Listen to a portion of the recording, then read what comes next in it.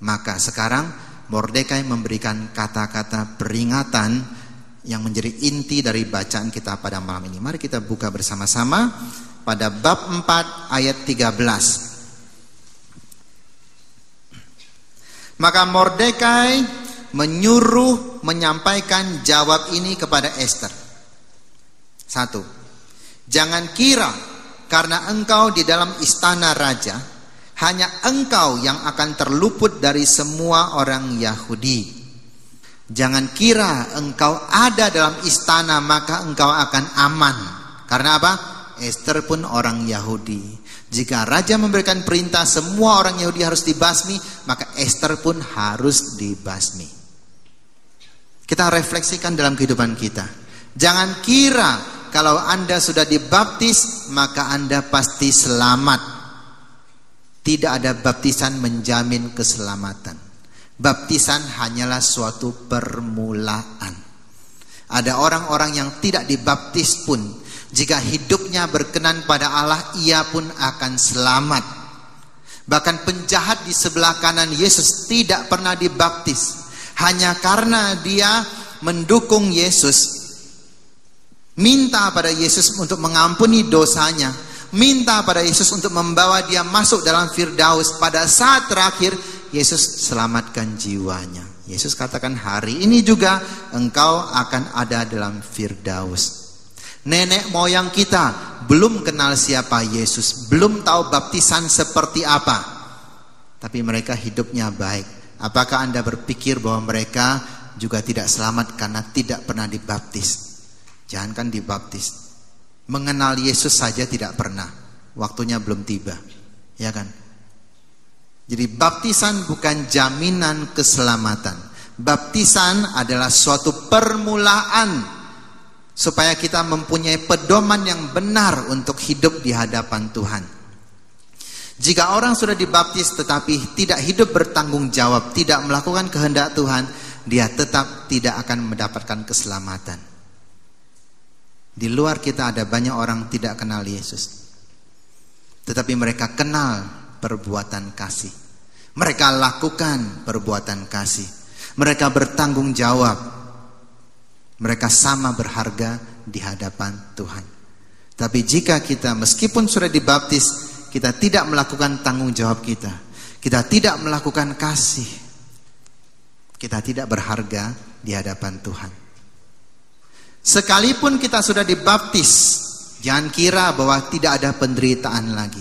Justru kata Yesus, barang siapa mau menjadi muridku, ia harus menyangkal diri, memikul salib dan mengikuti aku. Bagaimana cara mengikuti Yesus?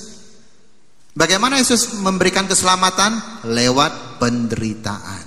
Jadi kalau kita mau mendapatkan keselamatan, kita juga harus menderita, harus memikul salib. Bahkan kadang-kadang harus menyangkal diri kita sendiri. Jadi tidak ada jaminan bahwa seseorang yang sudah kenal Yesus pasti tidak ada penderitaan. Tuhan bahkan juga menggunakan penderitaan untuk mendidik kita, supaya kita datang kepada Dia, supaya kita setia kepada Dia, supaya kita tahu bahwa hidup kita tergantung kepada Tuhan, supaya kita tahu bahwa kita tidak bisa hidup sendiri saja. Kita perlu saudara-saudara kita. Jadi yang pertama, karena Yesus sendiri berjanji, kalian tidak kutempatkan di tengah-tengah domba, kalian kutempatkan di tengah-tengah serigala. Jadi catat baik-baik, serigala. Jadi sekeliling kita ini banyak kejahatan. Kejahatan bukan hanya datang dari orang-orang yang menentang agama kita, atau orang-orang yang menjadi musuh kita. Bahkan kejahatan kadang-kadang datang dari dalam keluarga kita sendiri. Siapa yang paling menyakitkan? Kadang-kadang orang rumah kita yang paling menyakitkan kita daripada orang-orang lain. Siapa yang lebih menyakitkan? Teman di luar PD atau di dalam PD? Kadang-kadang kalau teman dalam PD ngomong sesuatu yang menusuk hati kita, kita ingat seumur hidup, lebih menyakitkan. Di tengah-tengah kita ada banyak serigala, saudara. Kalau Anda lihat kiri kanan, wah, pada bertaring semua. Nah, moga-moga malam ini tidak ada. Tapi sekeliling kita ada banyak sekali serigala. Jadi kita harus siap. Meskipun Esther di istana, dia tetap tidak akan selamat karena dia juga orang Yahudi. Meskipun karena dosa Adam kita harus mati, Tuhan menjanjikan Yesus datang ke dunia memberikan nyawanya sebagai tebusan sehingga kita boleh selamat, dan itu sudah terjadi sehingga kita boleh selamat. Mari kita beri kemuliaan pada Tuhan. Artinya apa?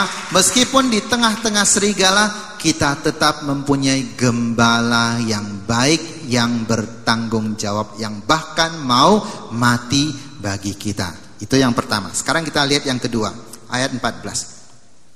Sebab sekalipun engkau pada saat ini berdiam diri saja, bagi orang Yahudi akan timbul juga pertolongan dan kelepasan dari pihak lain.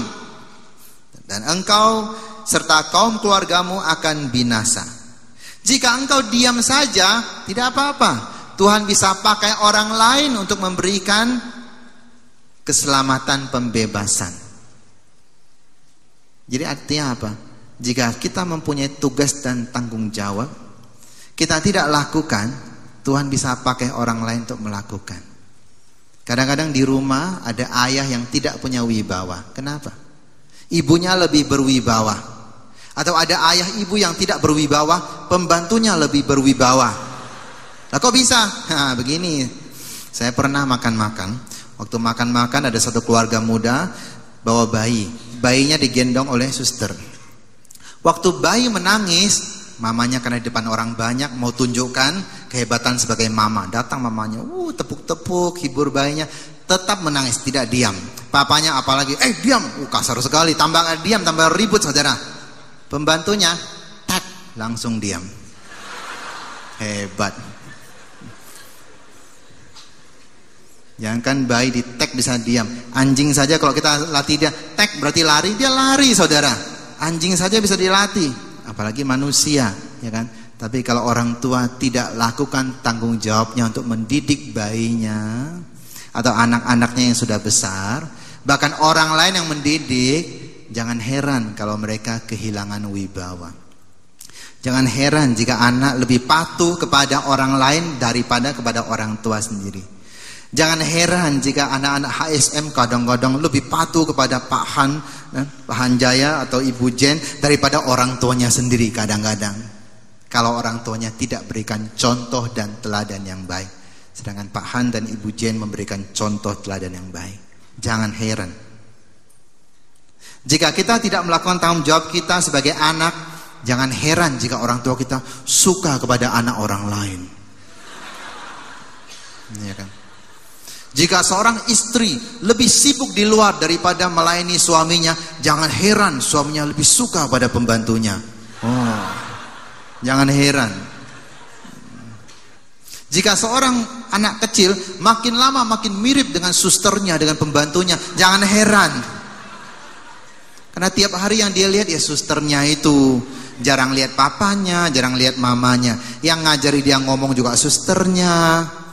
Jadi makin lama makin mirip. Apanya yang mirip? Mukanya memang tidak mirip saudara, tapi gayanya mirip sekali. Pembantunya kalau ngomong, anaknya ya begitu, mirip sekali saudara. Yang tiap hari yang dia lihat itu kok. Kalau pembantunya misalnya meludah di mana-mana, anak itu ya jadi meludah di mana-mana atau maki-maki misalnya. Kalau misalnya susternya atau pembantunya ajari dia untuk penyembahan, doa, puji-pujian, anaknya akan jadi seperti itu saudara. Masalahnya itu jarang ada suster seperti itu. Orang tua ini maunya enak. Anak saya mau anak saya menjadi anak yang beriman, yang rajin berdoa dan sebagainya. Bapak ibunya ngajak ke PD juga enggak mau tuh. Ke gereja juga tidak mau, gimana suruh anaknya untuk rajin menyembah Tuhan? Susah saudara. Atau saya andalkan suster saya saja. Susternya mungkin juga tidak ada waktu untuk ke gereja. Ya kan? Jadi jangan heran jika kita kehilangan wibawa atau kehilangan kesempatan. Sebab Tuhan bisa pakai orang lain jika kita mengabaikan apa yang kita harus bertanggungjawabkan. Anda lihat mengapa Yakub mendapat hak anak sulung? Karena Esau mengabaikan, dia jual hak anak sulungnya. Dia mengabaikan itu. Maka Tuhan pilih Yakub. Meskipun Yakub dapatnya dengan cara menipu, tapi jangan heran. Itu yang kedua. Yang ketiga, siapa tahu mungkin justru untuk saat seperti ini engkau beroleh kedudukan sebagai ratu. Nah, sekarang ketahuan mengapa Esther menjadi ratu. Pertama, dia tidak suka. Setelah dia masuk, dia disiriki oleh banyak orang. Hidupnya tidak enak. Tapi dia tetap setia di situ. Apa sebabnya dia menjadi ratu? Nah, sekarang ketahuan. Dia menjadi ratu karena ia mau dipakai oleh Tuhan untuk menyelamatkan bangsa Yahudi. Artinya apa? Setiap orang dari kita menjadi apa saja itu ada dalam rencana Tuhan. Jadi jangan pernah kita mengeluh, Tuhan, mengapa kok muka saya seperti ini ya? Kenapa tidak seperti teman saya seperti itu ya? Anda pikir orang cantik itu tidak ada tanggung jawab? Orang cantik tanggung jawabnya berat, saudara. Yang nelpon dia rame, saudara. SMS banyak sekali, ya kan? Iya, kalau dia mau bales, kalau uangnya banyak, dia balas terus, pulsanya habis, telepon terus, nggak bisa belajar, akhirnya bodoh-bodoh, saudara. Ya kan? Yang buruk-buruk, nggak ada yang nelpon, nggak ada yang ngajak kencan, akhirnya waktu dipakai untuk apa? Belajar, juara kelas terus. Saya tidak katakan orang cantik selalu bodoh-bodoh, tidak loh. Moga-moga cantik juga pinter, nah, itu bagus. Orang yang pinter juga dipikir tidak ada tanggung jawabnya. Karena dia pinter, maka dia harus terus belajar supaya prestasinya tidak jatuh, tidak kalah dengan orang lain. Dan dia juga harus membagikan ilmunya kepada orang, bukan pinter sendiri. Jika dia tidak bagikan ilmunya kepada orang, maka apa yang Tuhan berikan pada dia menjadi sia-sia. Dia tidak bisa mempertanggungjawabkan kepintaran itu. Jadi apapun yang kita punya saat ini, kita harus pertanggungjawabkan. Jangan pernah kita lalu iri kepada orang lain.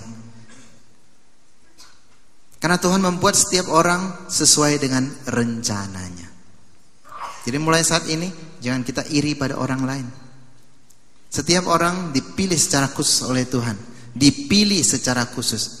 Kalau tadi teman-teman kita, band kita, Fov dan juga Andi menyanyi, bermain musik dengan sangat bagus. Anda mungkin hanya menyanyi di bawah saja, tidak naik ke atas sini. Tidak apa-apa. Tapi bayangkan jika mereka bernyanyi main band, Anda diam saja begini, bengong juga mereka, bingung. Wah, ya kan? Karena kita bernyanyi, maka mereka bermain makin semangat. Atau kita bernyanyi saja, mereka diam tidak main, juga tidak tercipta musik yang bagus, bukan? Jadi semua ada kerjasama. Jika di dunia ini semua orang cantik, lalu siapa yang cantik lagi? Semua cantik, tidak jelas siapa yang cantik. Tapi jika ada orang cantik, ada orang buruk juga, kelihatan kalau dia cantik.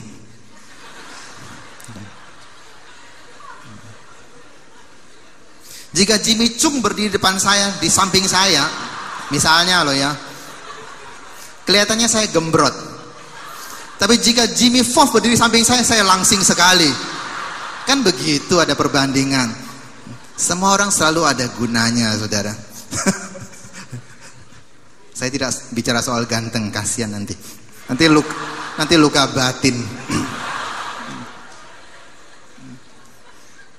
Jadi apapun kita, jangan kita pernah menyesalkan atau menyalahkan orang lain. Kenapa orang tua saya tidak sebaik orang tua yang lain? Ada banyak anak yang setelah dewasa menyadari bahwa dia bukan anak kandung, dia hanya anak adopsi. Lalu marah pada orang tua kandungnya. Meskipun dia tidak hidup bersama orang tua kandungnya, hidup bersama dengan orang tua angkat. Kenyataannya apa? Hidupnya sudah baik-baik. Bayangkan jika dia hidup dengan orang tua kandungnya, belum tentu baik-baik. Orang tua kandung memberikan dia kepada orang lain, tentu ada sebabnya. Maukah kita menyadari kesulitan orang tua? Mungkin masalah ekonomi. Kita tidak pernah tahu apa yang terjadi. Tapi kalau sekarang saya sudah hidup baik bersama orang tua angkat, bersyukurlah. Kalau di rumah tidak dapatkan kasih sayang, tapi di HSM dapat kasih sayang, bersyukurlah, sudah cukup. Ya kan? Bukan tidak ada sama sekali. Jadi mari kita bersyukur atas apa yang kita punya. Dan kita bertanggungjawabkan. Setelah mendengar 3 hal ini, Esther lalu sadar, oh saya harus berbuat sesuatu. Dia katakan, baik, berdoalah bagi saya dan berpuasalah bagi saya selama 3 hari. Saya dan dayang-dayang juga akan berdoa dan berpuasa. Saya akan menghadap raja, apapun keputusan raja. Kalau saya harus dibunuh oleh raja, saya rela dibunuh. Tapi berdoalah untuk saya. Itu sebabnya mengapa ketika kita adakan doa malam seperti ini, di belakang kita selalu ada tim doa syafaat. Teman-teman yang mendukung kita. Mungkin kita tidak tahu mereka mendukung kita, tapi diam-diam mereka berdoa bagi kita. Di luar kita juga mungkin ada bapak ibu yang mendukung kita dengan dana. Selalu ada dukungan seperti itu.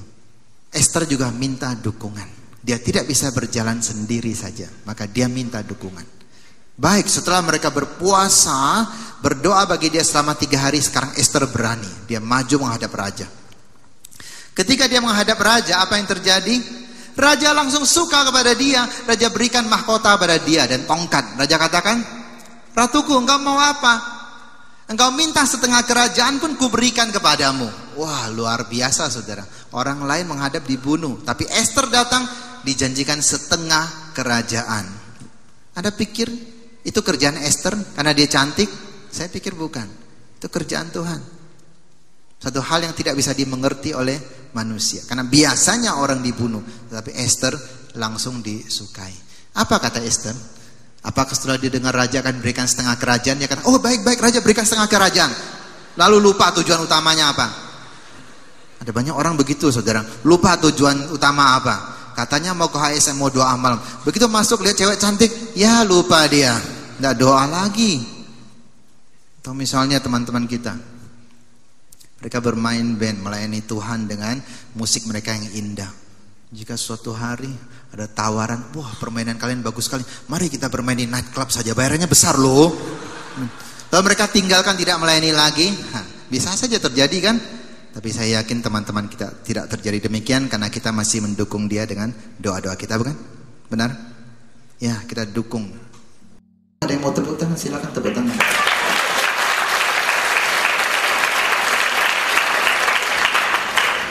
Jangankan mereka saudara, kami para romo, para suster, kami juga perlu dukungan. Bukan cacian, kami perlu dukungan. Sebab kami orang biasa, kami juga bisa berbuat salah. Siapa sih yang tahan sudah berbuat salah dicaci maki lagi? Kita perlu dukungan, perlu diampuni. Orang yang bertobat adalah orang yang merasa diterima. Orang tidak diterima, dia tidak akan bertobat. Nah, Ratu, dia tidak lupa tujuan utamanya. Dia datang, dia katakan, Baginda, saya tidak minta apa-apa, saya hanya minta pada Baginda, besok saya akan adakan suatu pesta. Saya mohon Baginda datang menghadiri pesta bersama dengan Haman. Jadi yang diundang oleh Ratu hanya 2 orang, yaitu Raja dan Haman. Haman langsung GR luar biasa. Dia katakan, hebat sekali, seluruh negara cuma saya yang diundang oleh ratu, orang lain tidak. Jadi kedudukannya setara dengan raja. Dia bangga. Dia keluar, dia cerita kemana-mana kepada orang. Dia banggakan kekuasaannya, dia banggakan hartanya banyak, dia juga banggakan anaknya banyak. Bagi orang zaman itu anak banyak tuh rezeki loh saudara, ya kan? Dia banggakan anaknya banyak. Sampai dia lupa diri saudara. Orang kalau sudah terlalu sombong, suka banggakan diri, seringkali lupa diri dan gampang dikerjai. Nanti Haman akan dikerjai. Ada seorang bapak ulang tahun 40, dia pikir 40 ini sudah mulai keriput-keriput nih, ya kan? Lalu dia keluarkan tabungannya, dia operasi plastik. Selesai operasi, dia mau ngetes, dia datang ke pasar, tanya sama penjual sayur, Mbok, lihat saya ini, umur berapa ini coba? Mboknya katakan, paling 26. Mboknya sibuk sekali, tidak mau peduli dia. Paling 26, sebarang ngomong saja. Dia keluarkan KTP, salah, 40. Kok salah? Sorry. 40 ya betul. 40 dia katakan. Jadi 40 sekarang jadi 26 karena sudah operasi plastik. Dia bangga sekali. Belum cukup. Dia datang ke suatu SMU. Cari nona-nona, ya kan? Adek, coba lihat abang umur berapa? Sudah om panggil abang ini. Abang umur berapa? Karena nona-nona itu lihat, lucu sekali orang ini. Lalu orang teman-teman ini lalu mau meledek dia. Paling 17. Weh, salah, 40. Dia tunjukkan KTP lagi. Lebih hebat lagi. Tadi 26, sekarang 17. Siang dia lapar, dia ngantri di McDonald. Waktu dia mau bayar, dia bilang, "Nona, sebelum saya bayar, coba tebak saya umur berapa." Dia sudah mulai mabuk, saudara, karena orang puji-puji dia terus, dia minta pujian terus, tidak berhenti-berhenti. Nona itu karena sibuk, katakan, "Ya, umurnya paling juga 25." 25 salah, dia keluarkan KTP, 40. Dia putar-putar. Bangga kan, 3 orang puji. Waktu dia mau pulang, dia ngantri oplet, saudara. Di depan dia ada nenek-nenek tua. Dia mau ngetes nenek-nenek ini, sudah rabun tidak? Sudah pikun tidak? Nek, coba tebak saya umur berapa? Nenek itu katakan, tidak usah tebak, saya sudah tahu. Masa nenek tahu? Saya tahu. Anda percaya? Coba tebak berapa? Ada syaratnya, kata nenek. Saya harus tes kamu dulu. Gimana caranya? Kau harus buka bajumu, lalu lari keliling lapangan 5 kali. Dia katakan, baru 5 kali, kecil. Dia buka baju, dia lari, saudara. Baru 2 keliling dia sudah ngos-ngosan sampai di depan nenek. Dia katakan, "Nek, saya tidak kuat lagi. Ayo cepat tebak. Di belakang ada satpam nguber-nguber saya. Dikira saya orang gila." Jelas nggak pakai baju, lari-lari.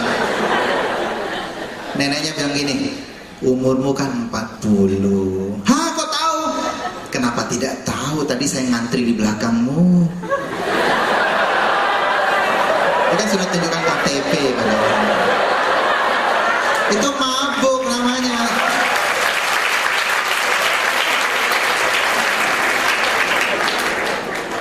Jadi Anda lihat kalau ada teman yang suka bangga-banggakan diri, itu gampang dikerjain. Pernah ada orang ulang tahun, karena dia ulang tahun, teman-temannya beri semangat pada dia, suruh dia nyanyi. Naik ke atas nyanyi dia, saudara. Nyanyi lagu Fales tidak kerukuran. Lebih fales dari Iwan Fales, lebih sumbang dari Dul Sumbang.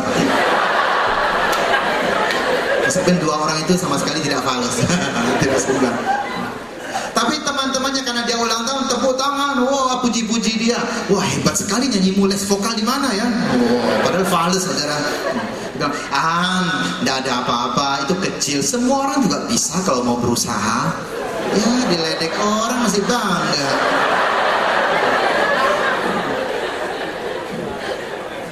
Ada seorang yang jujur, masa bagus sih, fales gitu loh. Bilang, kadang-kadang fales lah, kabelnya keinjek.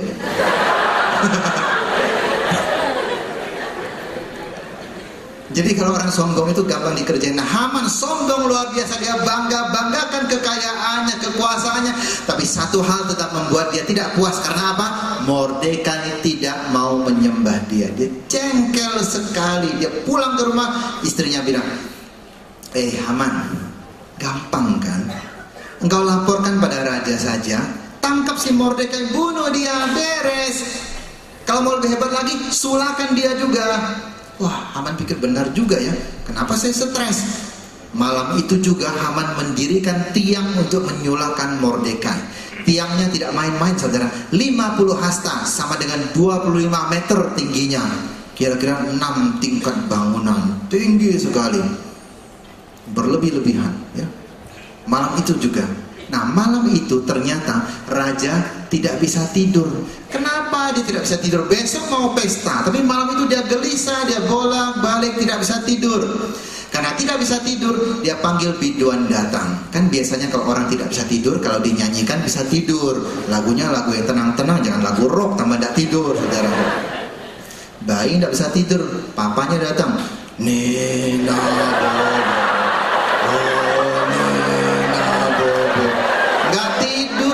burung, saudara.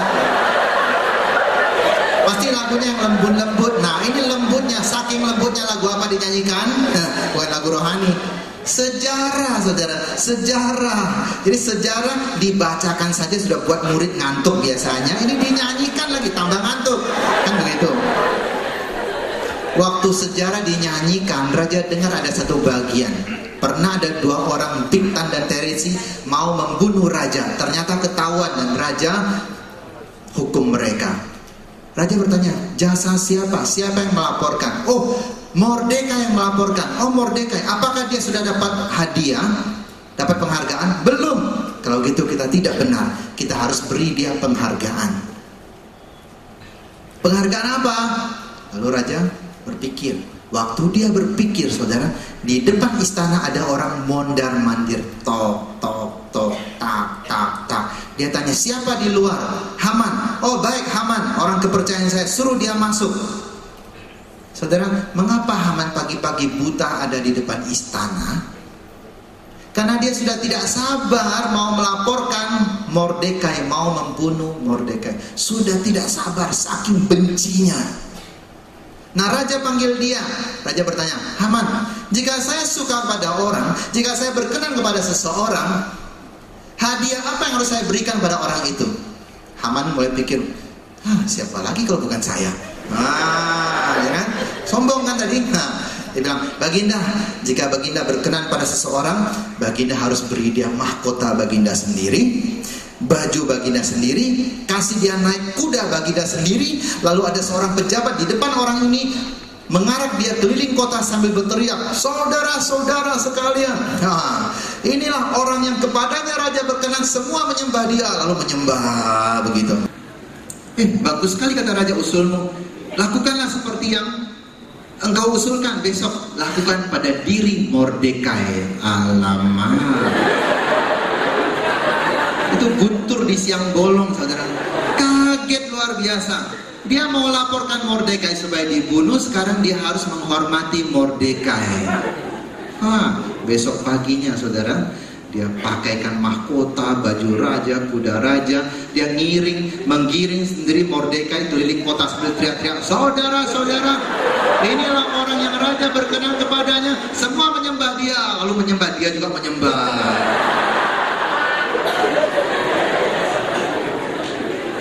Kena batunya kan?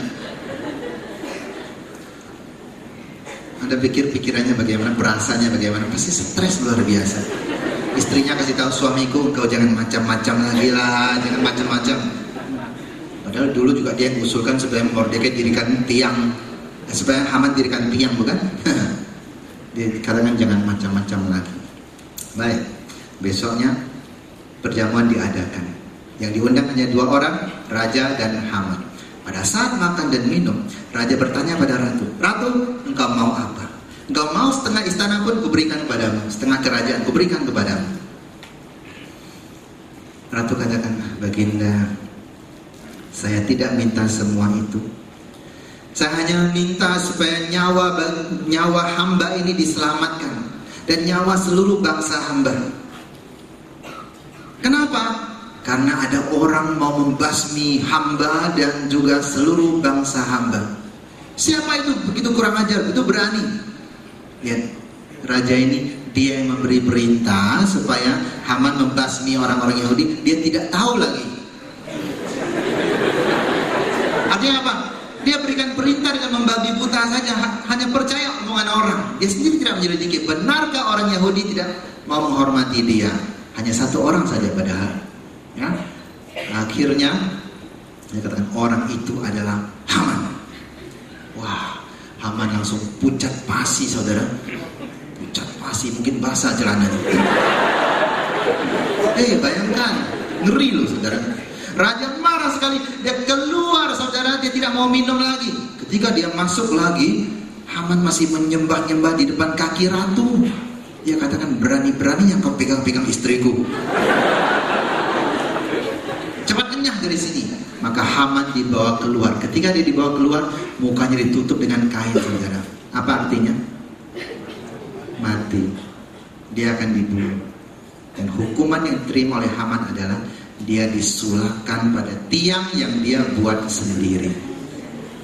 Jadi, barang siapa merencanakan kejahatan, hati-hati. Tuhan akan memberikan hal yang sama kepadamu. Barang siapa yang tidak bertanggungjawabkan tanggung jawabnya, lakukan tugasnya dengan baik, hati-hati. Tuhan akan ambil tugas darimu. Engkau tidak lagi dipercaya. Jadi apapun yang kita rencanakan jahat kepada orang, Tuhan bisa pakai cara yang sama untuk menghukum kita. Kalau sekarang Anda tidak hormat, tidak berbakti pada orang tua, hati-hati. Nanti sudah jadi bapak ibu, anakmu juga tidak hormat padamu. Saya bukan meramal saudara, ini bukan ramalan, saya bukan paranormal. Tapi ini kenyataan, kita lihat dari dulu sudah begitu.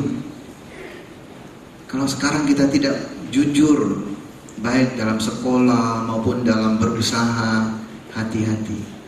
Buah-buah buruk akan menimpa kita juga, seperti yang dilakukan oleh Haman. Maka pada hari hanya orang-orang Yahudi mau dibasmi, apa yang terjadi? Harusnya orang-orang Yahudi dibasmi dan mereka tidak boleh melawan.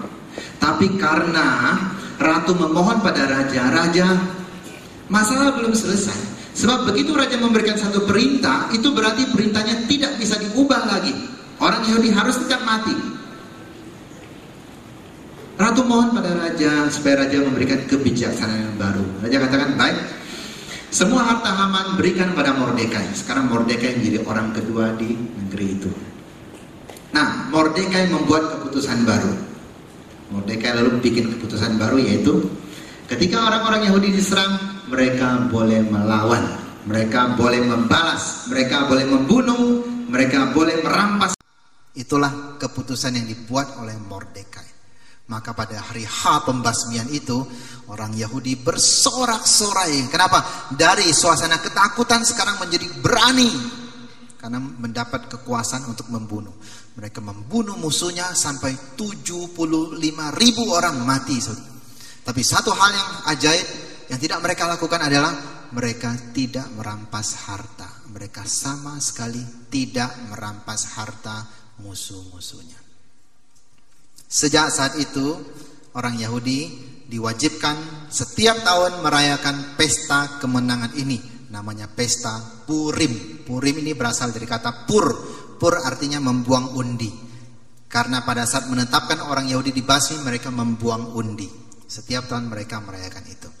Jadi kesimpulan kita pada malam ini adalah, pertama, jangan pikir kalau kita sudah rajin berdoa atau kita sudah mengikuti Yesus, maka hidup kita pasti aman-aman. Tidak ada lagi penderitaan, tidak ada lagi serigala-serigala. Tetap ada serigala, tetapi Tuhan memberikan kekuatan untuk melawan serigala-serigala. Itu catat. Kedua, kalau kita tidak melakukan tanggung jawab kita, Tuhan bisa pakai orang lain untuk melakukannya.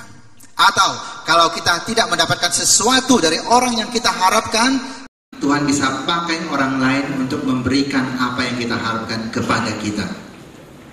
Jadi jangan kita tidak puas jika tidak dapat kasih sayang dari orang tua. Jangan kita tidak puas kepada romo-romo kita, karena romo-romo di paroki tidak perhatikan. Lalu kita marah pada romo, kita cari gereja yang lain. Meskipun romo tidak berikan perhatian, masih ada seksi-seksi, masih ada karismatik Legio Maria yang melayani kita. Atau kalau perlu kita melayani diri kita sendiri. Jadi jangan kita lalu menyalahkan orang lain karena tidak melayani kita. Ketiga, setiap kita mempunyai tanggung jawab karena Tuhan mempunyai rencana yang indah bagi kita semua. Jadi apapun kita pada saat ini, itu adalah rencana Tuhan. Jangan kita remehkan, jangan kita sia-siakan. Amin.